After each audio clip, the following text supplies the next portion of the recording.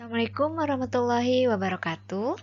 Materi yang akan saya jelaskan kali ini yaitu mengenai Drug Related Problem atau disingkat dengan DRP. Mari kita masuk ke pendahuluan. Jadi, dalam melakukan pelayanan farmasi itu diperlukan pengetahuan tentang obat secara rinci dan memenuhi syarat untuk dapat disampaikan kepada pasien. Nah, dalam berpraktek di rumah sakit, melakukan pelayanan kefarmasian di rumah sakit itu diatur oleh Permenkes nomor 72 tahun 2000. Drug related problem merupakan suatu kejadian yang tidak diharapkan pada pasien, dapat juga berupa pengalaman pasien yang melibatkan atau diduga melibatkan terapi obat dan pada kenyataannya atau potensial dapat mengganggu keberhasilan dari penyembuhan yang diharapkan. Jadi lebih gampangnya ya, DRP ini merupakan kejadian yang tidak diharapkan akibat penggunaan obat karena adanya masalah-masalah terkait penggunaan obat ini. Nanti untuk kategori-kategori DRP-nya akan dibahas di slide berikutnya. Nah, di dalam DRP ada istilah DRP potensial, yaitu masalah yang diperkirakan akan terjadi dan berkaitan dengan terapi obat yang digunakan oleh pasien. Jadi ketika pasien menggunakan obat yang telah diresepkan, nah nanti setelah dikaji si resep tersebut, maka tenaga kefarmasian itu dapat memperkirakan pasien tersebut kemungkinan dapat mengalami efek dari obat tersebut seperti ini atau seperti itu gitu. Jadi sudah diperkirakan sebelumnya dapat timbul di pasien tersebut. Jadi ini komponen primer dari DRP. Yang pertama, pasien mengalami keadaan yang tidak dikehendaki.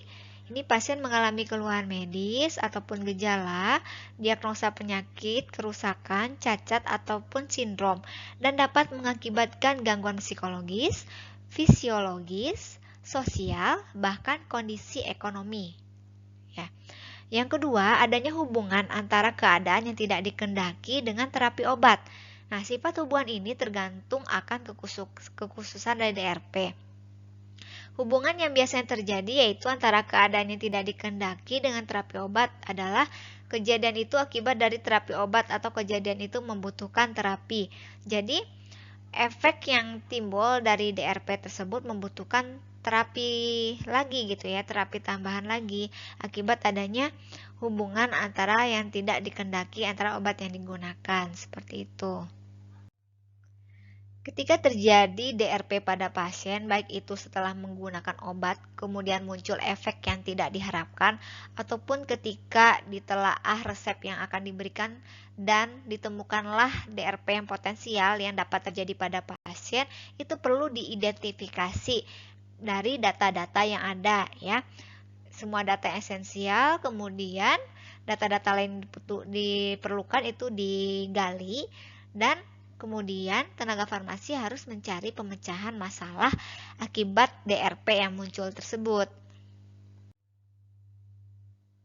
Nah, data yang penting mengenai pasien itu dapat digolongkan menjadi 3 kategori. Yang pertama, karakter klinis dari penyakit atau kondisi pasien, meliputi data umur, jenis kelamin, etnis, ras, sejarah sosial, status kehamilan, status kekebalan, fungsi ginjal, hati, dan jantung, status nutrisi, serta harapan pasien. Kemudian ada data obat lain yang dikonsumsi oleh pasien. Ini berkaitan dengan terapi obat pada saat ini dan masa lalu. Ya, jadi obat yang digunakan sebelumnya. Alergi obat ataupun data profil toksisitas akibat penggunaan obat, riwayat penggunaan obat, kemudian adverse drug reaction, rute dan cara pemberian obat, dan juga persepsi mengenai pengobatannya. Dan yang ketiga yaitu data penyakit, keluhannya seperti apa, gejala pasien meliputi masalah penyakit terhadap pasien. Ini yang perlu dilihat adalah bagaimana keseriusan penyakitnya, prognosa, kerusakan pada organ tubuh tertentu, kemudian apakah ada cacat, persepsi pasien mengenai proses penyakitnya. Nah, ketiga data ini dapat digunakan dalam mencari pemecahan masalah akibat terjadinya DRP. Data ini dapat diperoleh dari beberapa sumber, misalnya dapat digali informasi dari pasiennya sendiri, atau dari orang-orang yang merawat pasien, keluarga pasien, ataupun dari medical record ya. Ini sebagai sumber data sekunder. Nah, profil pasien dari farmasis, data laboratorium, ataukah dari dokter, perawat, dan profesi kesehatan lainnya. Nah, ini dapat diperoleh data ya dari sumber-sumber ini. Nah, farmasis mempunyai tanggung jawab untuk mengidentifikasi, kemudian mencegah jika memang belum terjadi, dan memecahkan solusi dan memberikan solusi akibat DRP yang muncul. Nah, walaupun hal tersebut tidak selalu mudah dicapai ya, pada kenyataan memang sulit ya untuk melakukan ini. Nah, faktor kepatuhan pasien ini ikut bertanggung jawab atas kesembuhannya. Nah, karena itu kita sebagai tenaga farmasis ini harus dapat memberikan informasi obat yang tepat kepada pasien, edukasi yang jelas, kemudian memberikan konseling kepada pasien terkait penyakit dan terapi yang diterima oleh pasien. Cipol et al. Itu mengkategorikan DRPS menjadi 7 kategori, yaitu yang pertama, pasien yang membutuhkan obat tambahan. 2. Menerima obat tanpa indikasi yang sesuai atau sebenarnya pasien tidak perlu obat, tapi dapat obat tersebut. Gitu. Yang ketiga, menerima obat yang salah. Yang keempat, dosis obat terlalu besar. 5. Dosis obat terlalu kecil. 6. Pasien mengalami adverse drug reaction atau timbul efek samping obat. 7. Pasien mengalami kondisi keadaan yang tidak diinginkan akibat tidak minum obat secara benar. Nah, kalau ini merupakan pengkategorian DRP berdasarkan Pharmaceutical Care Network Europe ya. Ini mengelompokkan DRP menjadi 6 kategori. Di antaranya, pertama, reaksi obat yang tidak dikehendaki atau ROTD atau Adverse Drug Reaction, dikenal juga dengan ADR. Yang kedua, masalah pemilihan obat atau drug choice problem. Yang ketiga, masalah pemberian dosis obat. Drug dosis problem itu bisa dosisnya tinggi, overdose, atau dosisnya lebih rendah, atau disebut low dose. Selanjutnya, masalah pemberian atau penggunaan obat atau drug use atau administration problem. Yang kelima, interaksi obat. Dan juga yang terakhir, masalah-masalah lainnya.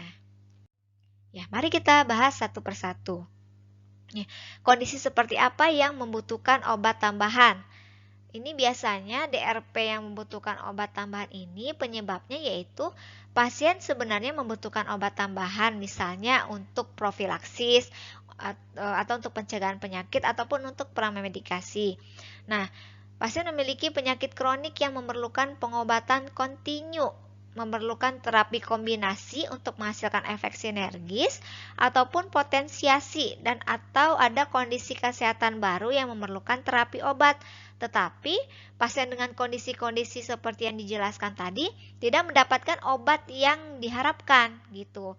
Sehingga yang sebenarnya pasien membutuhkan obat tambahan, nah pada kasus DRP ini pasien tidak menerima obat tersebut, tidak mendapatkan obat tersebut. Kategori DRP yang kedua yaitu pasien menerima obat tetapi nggak ada indikasi yang sesuai atau tidak perlu obat. Nah, hal ini dapat terjadi ketika menggunakan obat tanpa indikasi yang tepat. Padahal pasien tersebut kondisinya dapat membaik walaupun tanpa obat. Atau pasien minum beberapa obat padahal hanya satu terapi obat yang diindikasikan. Atau minum obat untuk mengobati efek samping. Misalnya seperti ini ya.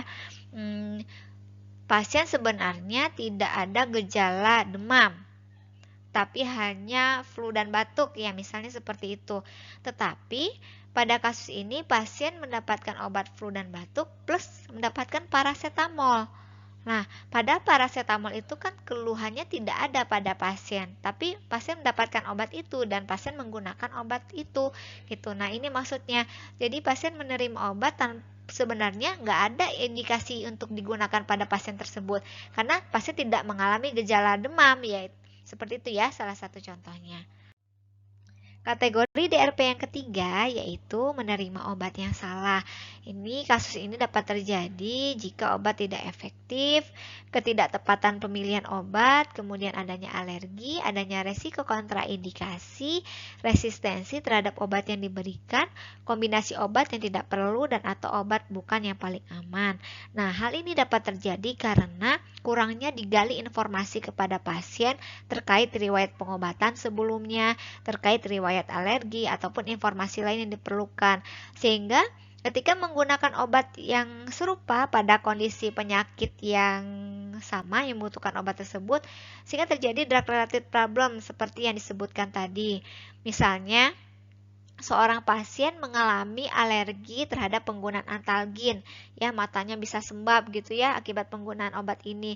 Nah, karena kurangnya menggali informasi terkait riwayat alergi, nah bisa saja Antalgin ini juga tetap diresepkan pada kondisi penyakit selanjutnya dan pasien juga tidak memberikan informasi kebetulan ya, sehingga dalam menggunakan obat ini maka efek samping tersebut, reaksi alergi tersebut muncul kembali kepada pasien. Nah, itu ya dapat masuk ke dalam kategori DRP menerima obat yang salah. Walaupun sebenarnya walaupun sebenarnya indikasinya itu betul ya. Nah, selanjutnya dosis terlalu besar. Nah, ini disebut juga overdose. Beberapa penyebabnya adalah dosis yang salah atau frekuensinya tidak tepat. Misalnya harusnya diminum 1 kali sehari karena kurangnya edukasi kepada pasien yang menganggap semua obat 3 kali sehari. Akhirnya itu digunakan 3 kali sehari sehingga dosis dalam seharinya dapat berlebih atau overdose. Dan jangka waktunya juga tidak tepat. Misalnya yang tadi 3 kali sehari diminum setiap 8 jam karena kurangnya informasi ya. Waktu yang berdekatan itu diminum obat yang sama sehingga dosisnya besar di dalam tubuh terakumulasi. Yang kelima yaitu dosis terlalu kecil. Ini dapat disebabkan karena misalnya kesalahan dalam perhitungan dosis pada misalnya pasien anak karena kurang tepat mengukur berat badan anak sehingga ketika dilakukan perhitungan dosis untuk anak jumlah yang diberikan kepada pasiennya tidak sesuai, misalnya lebih kecil. Nah, dosis yang lebih kecil ini itu dapat menghasilkan responnya itu tidak sesuai dengan yang diharapkan. Jadi, obatnya dapat menjadi kurang efektif seperti itu. Nah, yang keenam, pasien mengalami adverse drug reaction. Nah, penyebabnya pasien menerima obat yang tidak aman. Pemakaian obatnya tidak tepat, interaksi dengan obat lain itu juga bisa terjadi adverse drug reaction atau karena dosisnya terlalu besar atau terlalu kecil atau terlalu cepat pemberiannya sehingga menyebabkan adverse drug reaction ini dan atau pasien mengalami efek yang tidak dikehendaki yang tidak dapat diprediksi ya. Nah, itu dapat masuk ke kategori adverse drug reaction. Artinya ada efek yang tidak diharapkan dari sebelumnya. Yang ketujuh, pasien mengalami kondisi keadaan yang tidak diinginkan akibat tidak minum obat secara benar. Nah, kenapa pasien dapat tidak minum obat secara benar? Karena terkadang pasien membutuhkan obat tetapi obatnya tidak ada. Nah, kenapa bisa seperti itu? Bisa saja karena faktor perekonomian, karena tidak mampu membeli obat yang diresepkan sehingga obat yang seharusnya diminum itu tidak diminum ya, sehingga itu masuk juga dalam kategori DRP. Atau pasien tidak memahami instruksi, jadi tidak membaca etiket penggunaan obat secara jelas ya. Sehingga ya itu, jadi pasien tidak minum obat dengan benar. Atau pasien memilih untuk tidak mau minum obat karena alasan pribadi. Misalnya karena merasakan efek samping akibat penggunaan obat ini yang tidak mengenakan tubuh atau mengganggu aktivitas sehari-hari, tapi pasien ini tidak mengkonsultasikannya dengan tenaga farmasi ataupun dokter dan mengambil keputusan untuk tidak menggunakan secara mandiri gitu ya. Sehingga yaitu masuk kategori DRP hal-hal seperti itu. Atau pasien yang lupa minum obat. Misalnya penggunaan obat TBC itu kan digunakan selama 6 bulan, tapi karena karena aktivitas lain terkadang lupa minum obat. Nah, itu juga masuk kategori DRP. Nah, yang kedelapan itu adanya interaksi obat ya. Interaksi ini dapat terjadi akibat penggunaan 2 atau lebih obat secara bersamaan. Nah, dan dapat menimbulkan efek yang tidak diharapkan. Nah, mekanisme interaksi obat ini dapat dibagi menjadi 2 aspek, yaitu interaksi secara farmakokinetik yang mempengaruhi misalnya absorpsi, distribusi, metabolisme ataupun ekskresi dari salah satu obat yang digunakan, dan juga interaksi yang mempengaruhi respon farmakodinamik obat. Jadi mempengaruhi responnya, bisa membuat respon obat itu semakin kuat atau semakin lemah, seperti itu. Jadi ini juga masuk kategori DRP. Nah, jadi dapat disimpulkan untuk kategori DRP itu ya, kalau berdasarkan CIPOL itu ada 7 dan berdasarkan pharmaceutical tadi ada 8. Ini tambahannya yang interaksi obat. Nah, sekian penjelasan mengenai drug related problem, mudah-mudahan dapat dipahami. Assalamualaikum warahmatullahi wabarakatuh.